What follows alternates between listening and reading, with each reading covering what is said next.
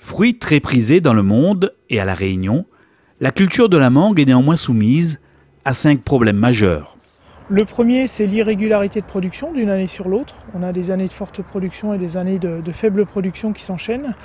En conséquence, les rendements moyens sont relativement faibles. À l'échelle mondiale, on est aux alentours de 4-5 tonnes hectares. Un autre problème, ce sont les asynchronismes phénologiques au sein de l'arbre. Un quatrième problème, ce sont les problèmes d'hétérogénéité en qualité des fruits et en maturité des fruits au moment de la récolte. Et enfin, la mangue est soumise à tout un tas de bioagresseurs qui sont d'importance économique pour certains, notamment au moment de la floraison ou au moment de la récolte. Parmi tous ces bioagresseurs, certains, s'attaquant aux fleurs, sont capables d'anéantir la totalité d'une production fruitière. Alors là, on a une attaque assez sévère d'Oïdium, donc c'est un champignon. On voit le feutrage gris du mycélium là, sur les axes de l'inflorescence. Ça va entraîner un dessèchement de l'inflorescence et très probablement la chute de tous les petits fruits qui sont là en train de commencer à se développer. L'oïdium est un des 3 gros bioagresseurs de la floraison du manguier ici à La Réunion. Les 2 autres, ce sont des insectes. C'est d'une part la cécidomie des fleurs et d'autre part la punaise du manguier.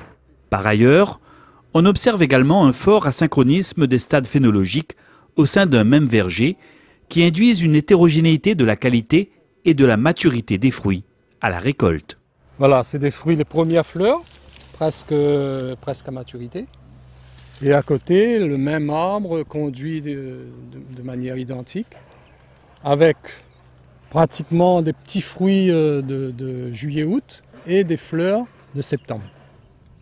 Ces asynchronismes ont aussi pour conséquence un allongement de la présence dans le verger des stades sensibles aux différents bioagresseurs. Cet arbre illustre parfaitement ce que c'est qu'un asynchronisme phénologique, c'est-à-dire qu'un stade phénologique, comme par exemple la floraison ici, est extrêmement étalé au sein d'un arbre ou entre les arbres d'un verger. Et ça entraîne en fait une floraison très très longue à l'intérieur du verger.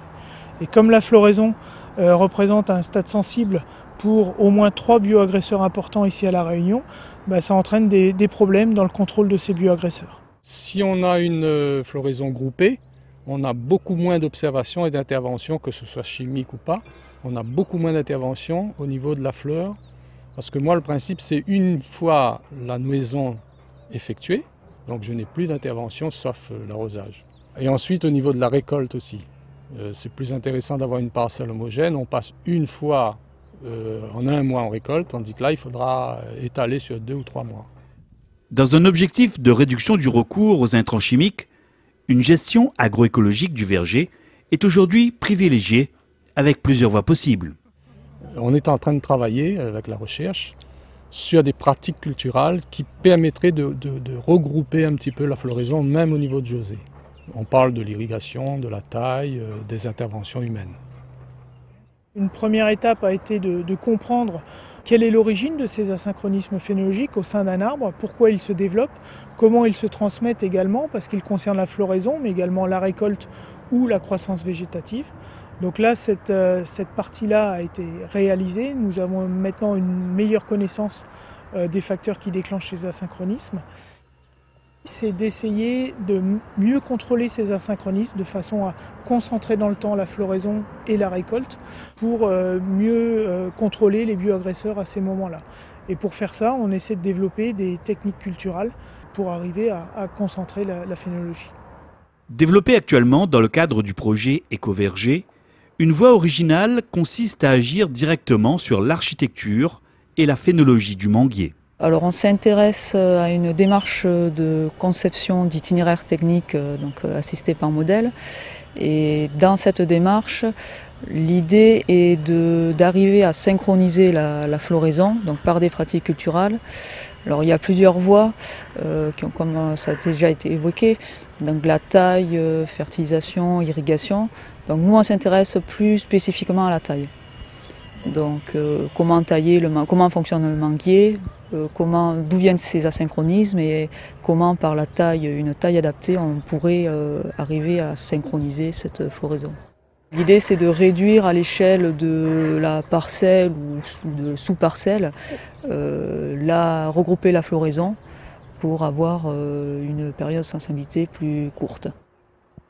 Et donc avec l'impact que ça a sur la gestion des bioagresseurs et plus tard sur la récolte plus regroupée et plus homogène. Une seconde voie, plus classique, intègre les moyens de lutte biologique par les ennemis naturels, en maintenant notamment l'enherbement du verger, afin de favoriser, entre autres, la présence des auxiliaires de culture.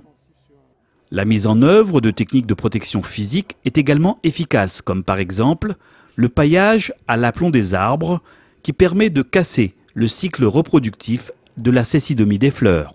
Donc cet enherbement permet de créer une barrière physique contre les agresseurs et de maintenir aussi une couverture permanente.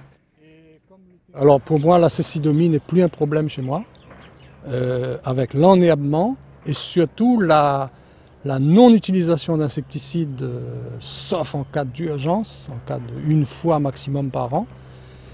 Et la mouche des fruits aussi. La mouche des fruits par une panoplie d'interventions techniques, pièges, enherbement, prophylaxie, ramassage des fruits. Donc on ne traite plus au niveau d'insecticides, au niveau de la mouche. Une fois que la mangue est nouée, on ne met plus d'insecticides, sûr et certain. Par rapport à ces bioagresseurs, et notamment aux deux insectes, cécidomie des fleurs et punaise de la floraison, des travaux ont effectivement été engagés au CIRAD pour mieux connaître le cycle et la biologie de ces deux bioagresseurs et leur relation avec le manguier, afin de mettre au point des méthodes de protection des cultures qui soient plus agroécologiques que les traitements chimiques. Former et informer les producteurs à ces pratiques nouvelles, plus respectueuses de l'environnement, c'est aussi l'un des objectifs que se fixe le réseau Défi Mangue. Le réseau est composé de 9 agriculteurs. Donc on a mis en place un certain nombre d'actions qui ont permis à ces agriculteurs justement de réduire l'utilisation de produits phyto au fil du temps. En 2009, on avait un IFT moyen de 15-16 traitements pour arriver en 2015-2016 à 8-9 traitements. Donc on a une baisse d'environ 40-50% des IFT par la mise en place des pratiques agroécologiques. Ensuite, il y a une grosse partie au niveau formation et surveillance, donc surtout au niveau de la floraison. C'est la période la plus critique au niveau des ravageurs, donc on a fait un gros travail avec les agriculteurs pour les former justement et déterminer des seuils pour placer les meilleurs traitements. Une telle démarche intégrée nécessite cependant la recherche de compromis qui peut être facilitée par des outils que les chercheurs se proposent de mettre au point et de tester dans le cadre du projet Écoverger.